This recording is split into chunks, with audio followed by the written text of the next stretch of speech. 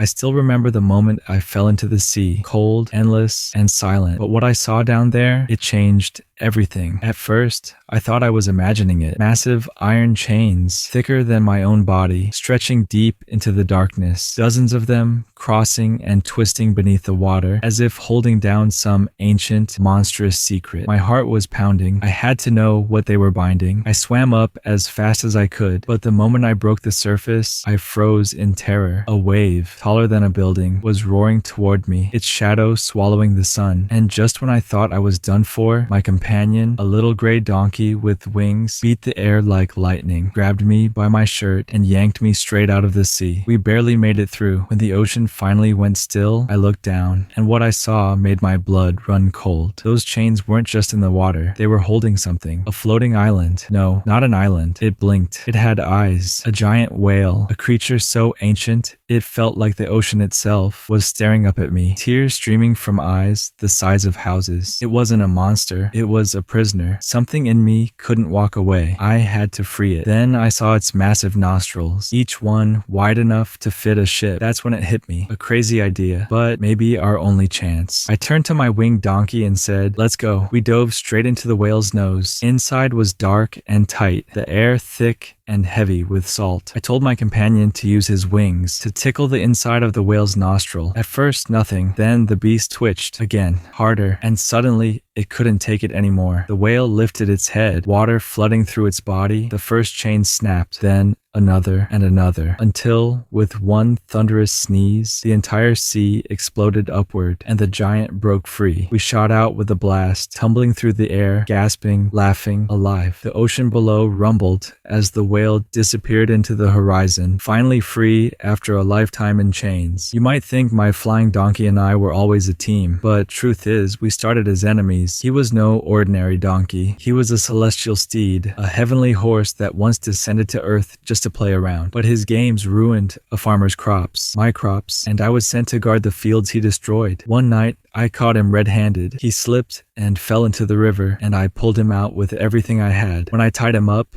he started to cry, not from pain, but from guilt, and I couldn't do it. I let him go. He promised never to harm the fields again. The next morning, I woke to find him waiting by my side, wings folded, eyes soft. Since that day, he never left. He chose to protect me, just as I once saved him. I guess that's how fate works. Sometimes you save a life, and it ends up saving yours.